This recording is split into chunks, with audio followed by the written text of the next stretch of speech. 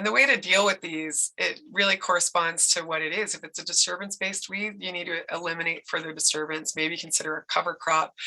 If you're, you could build a bed over it, which is, what I do a lot, and just try to heal the soil a bit. If it's compaction correcting weeds, then you definitely want to aerate, amend, and then keep that soil planted. And root tilling is actually using plant roots to till, and we'll cover that just a little bit more later. If it's indicating some kind of soil issue, if it says it really loves lots of calcium or lots of phosphorus, then you might need to figure out, how to cover crop the excess nutrients out there, or pick plants that are going to grow well in that environment. If there's any weeds in there that might be an indication of toxicity, then definitely test and treat.